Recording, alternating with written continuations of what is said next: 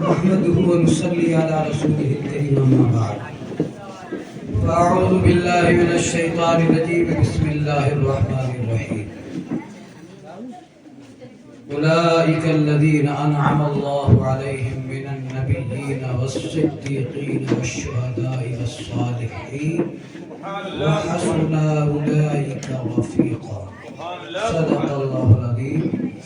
ایک بار اور ذرا محبت سے درود پاک پڑھ لیجیے.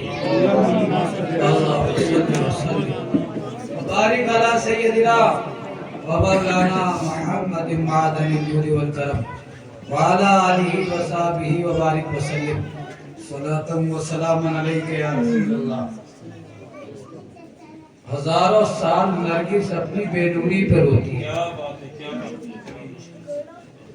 مولانا شمشاد صاحب تک آواز جا رہی ہو تو آ جائیں انشاءاللہ. سلام اسی وقت ہوگا جس کا طے ہو گیا.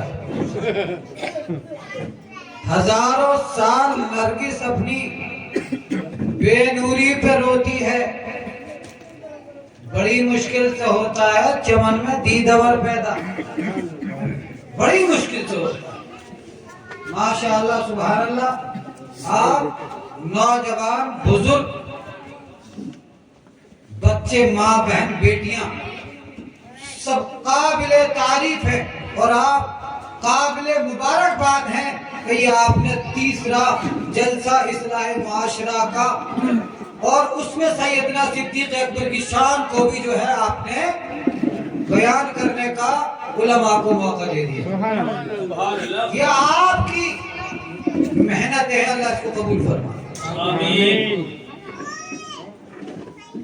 تو کیونکہ حاجی صاحب نے وہ صدر کا ترجمہ نام اس میں لگا دیا تھا اور اس کی اصل میں یہ سلسلہ جو نا ہمارے جلسوں سے ختم ہو گیا ہے صدر والا, تو اس لیے بگاڑ ہو رہا.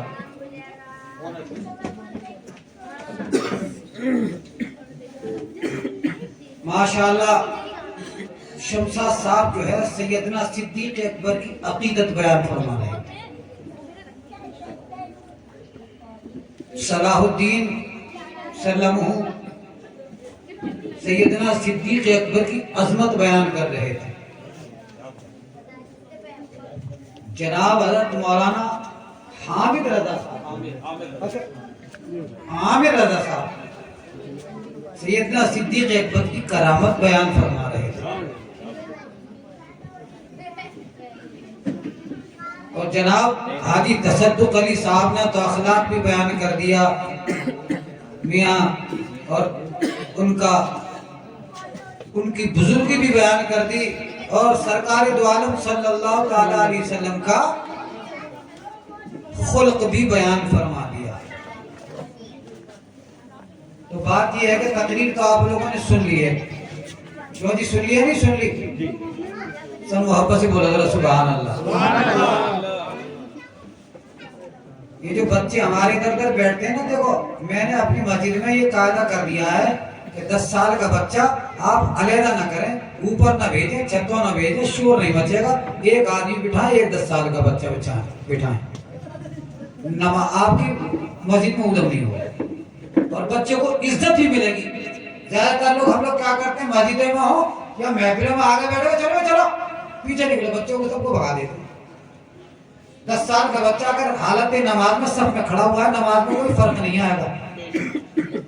ہاں 7 سال کا 6 سال کا بچہ ہے تو اس کو پھر حکم یہ ہوگا پیار سے پیچھے, بیٹا آپ پیچھے کھڑے ہو. اب پیار سے پیچھے کیوں کھڑے ہوتے ہیں؟ کیونکہ یہ ہماری جو نماز کی صفیں ہیں نا, یہ کائے کی اندازہ کراتے ہیں مقابلے کی. اب آپ کہیں گے یہاں کس سے مقابلہ ہو رہا ہے, تو یہاں باطل سے مقابلہ ہو رہا ہے. یہاں غیر اللہ سے مقابلہ ہو رہا ہے, غیر اللہ کے ماننے والا سے. لوگوں اللہ اکبر کہہ کے ہم اللہ کی کبریائی بیان کر کے اس کے سامنے عبادت کر رہے ہیں کہ عبادت کے لائق اللہ ہی ہے. اب یہاں مقابلہ ہو رہا ہے تو شیطان حملہ ور ہوگا, تو یہاں بڑے پہلے مقابلے میں آئیں گے. بچوں کو اس لیے پیچھے رکھا جاتا ہے. بہت اچھا بچوں کو پیچھے کیوں کھڑا کیا جاتا ہے؟ کیونکہ بچے کمزور ہوتے ہیں. پہلے نوجوان اور بزرگ جو ہے نا شیطان کے حملوں کو روکیں گے. بچوں پہ آنچ نہیں آئے گی. تو یہ سماعت کر لیں گے تو انشاءاللہ. اور ایک نسخہ میں آپ کو بتاؤں کیونکہ اسلامی معاشرہ ہے, بچوں کو ایک آدمی بیٹھے, ایک بچہ بیٹھے, ایک آدمی بیٹھے, ایک بچہ بیٹھے, کبھی جلسوں میں شور نہیں ہوگا, اس بات کو دھیان رکھیں. تو میں نے مگر ایک چیز رہ گئی میری, شمشاد صاحب کی بیان کر دی میں نے, اب ظریف صاحب کا میں کیا بیان کروں. اب یہ سلام پڑھیں گے یا نعت پڑھیں گے, اور ہونا اسی ٹائم کے اندر سیدنا صدیق اکبر رضی اللہ تعالیٰ, کیونکہ عامر رضا صاحب نے جو آیت کریمہ تلاوت کی تھی میں اس کا ترجمہ آپ کے سامنے بیان کر دیتا ہوں. اولئک الذین انعم اللہ علیہم, یہ وہ لوگ ہیں انعم اللہ علیہم جن پر اللہ کا انعام نازل ہوا. کون ہے؟ من النبیین, اللہ کا انعام کس پر ہوتا ہے؟ نبیوں پر. بولو سبحان اللہ. کس پر ہوتا ہے؟ نبیوں پر. اس کے بعد والصدیقین, یہ قرآن کہہ رہا ہے.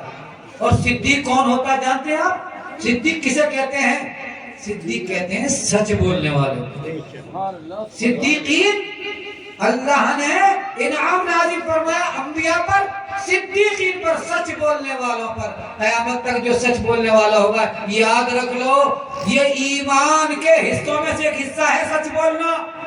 مومن کی ایک علامت ہے, کیونکہ میرے آقا صلی اللہ علیہ وسلم نے ارشاد فرمایا مومن تو کبھی جھوٹ بولتا ہی نہیں. حضرت مومن تو جھوٹ بولتا ہی نہیں ہے. مومن وعدہ کرتا ہے تو وعدہ خلاف بھی نہیں کرتا, اور مومن کے پاس امانت رکھی جاتی ہے تو خیانت. تو بات تھوڑی سی طرح ایسی ہے کہ ہمارے علماء اکرام ماشاءاللہ بیان فرما رہے ہیں, لیکن یہ بہت سے لوگ سوچ رہے ہوں گے کہ شان صدیق اکبر کیا ہے, صدیق اکبر ہیں کون؟ کیا بات ہے, کیا بات ہے بھئی یہ بھی تو معلوم ہونا چاہیے کہ صدیق اکبر کی شان بیان کر رہے ہیں. عام لوگوں تک بھئی یہ بات معلوم ہونی چاہیے کہ شان بیان ہوگی صدیق اکبر. تو دیکھو اسلام کے کتنے خلیفہ ہوئے ہیں؟ 5. کتنے خلیفہ ہوئے؟ خلیفہ راشد 5. سب سے پہلے خلیفہ کا نام سیدنا صدیق اکبر, دوسرے فاروق اعظم, تیسرے عثمان غنی, چوتھے مولائے کائنات, 5 میں حسن مجتبی. 5 خلیفہ. حسن مجتبی رضی اللہ تعالیٰ عنہ تک خلافت پہنچی. تو یہ خلیفاؤں میں پہلے. پھر سیدنا صدیق اکبر کون ہے جی؟ یہ سیدنا صدیق اکبر ہمارے حضور صلی اللہ تعالیٰ علیہ وآلہ وسلم کے سسر صاحب ہیں. کس کے؟ جناب محمد عربی صلی اللہ علیہ وسلم کے سسر ہیں. اور سیدنا عائشہ صدیقہ رضی اللہ تعالیٰ جو ہماری نبی کی بیوی ہیں, جن کا نکاح اللہ نے خود فرمایا, ان کے والد محترم سیدنا صدیق اکبر رضی اللہ تعالیٰ, ان کی شان بیان کی ہے. قیامت تک صدیق اکبر کے رتبے والا کوئی انسان پیدا نہیں ہوتا. ہم خطبے میں جمعہ میں اکثر سنتے ہیں بعد الانبیاء بالتحقیق سیدنا ابی بکر صدیق. اگر یہ تحقیقی بات ہے کہ بعد الانبیاء کا کوئی مرتبے والا ہے, وہ سیدنا صدیق اکبر رضی اللہ تعالیٰ عنہ مسلمانوں کو سنیے. اور ان کی خدمت صلاح الدین ایوبی صاحب نے کیسے بیان فرمائی کہ خدمت لوگوں ایسے کرو.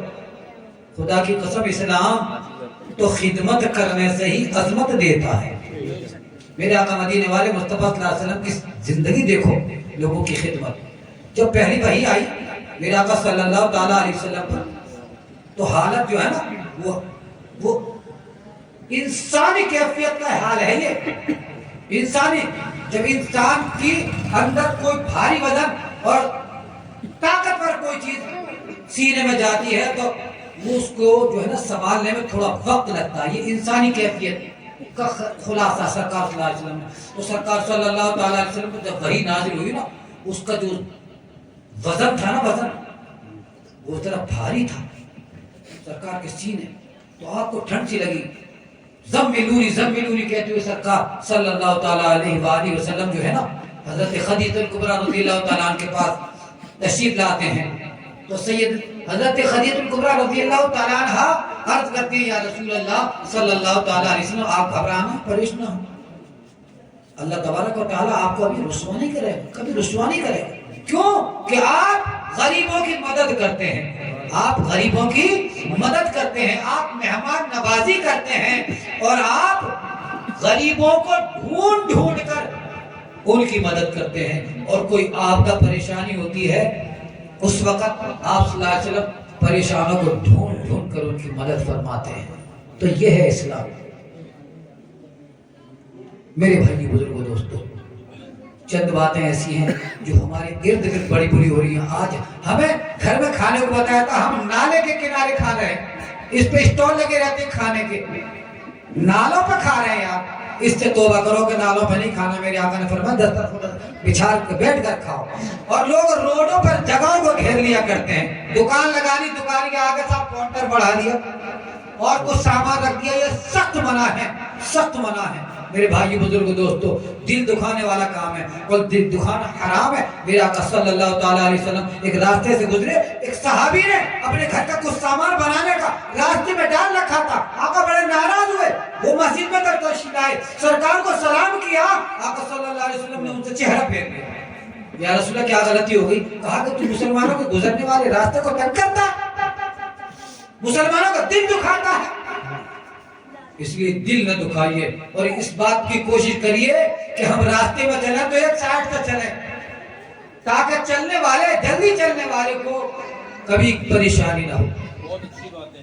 اس لیے میں عرض کروں گا، گزارش کروں گا کہ ہم اپنے گھروں کو بھی سنبھالیں۔ دیکھو نشے کی بات کری تھی حاجی صاحب نے کہ نشہ تمہارے علاقوں میں بیچا جاتا ہے۔ کیوں بیچا جاتا ہے؟ تاکہ یہ نوجوان نسل ان میں کوئی صلاح الدین ایوبی کی صفت والا نہ پیدا ہو جائے، کوئی خالد بن ولید جیسا نہ پیدا ہو جائے، شرجیل بن حسن پیدا نہ ہو جائے، کہیں کوئی شہاب الدین غوری پیدا نہ ہو جائے، کہیں کوئی معین الدین کا غلام پیدا نہ ہو جائے۔ اس لیے نشے سے خود بچو اور اپنے بچوں کو بچاؤ۔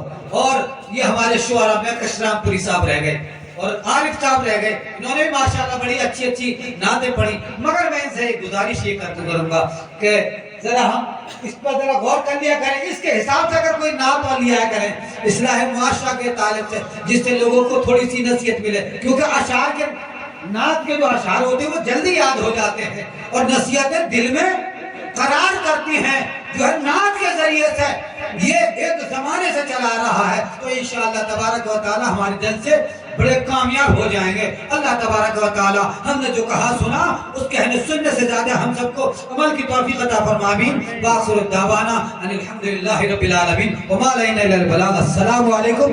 اشہد ان لا الہ الا اللہ واشہد ان محمدا عبدہ ورسولہ۔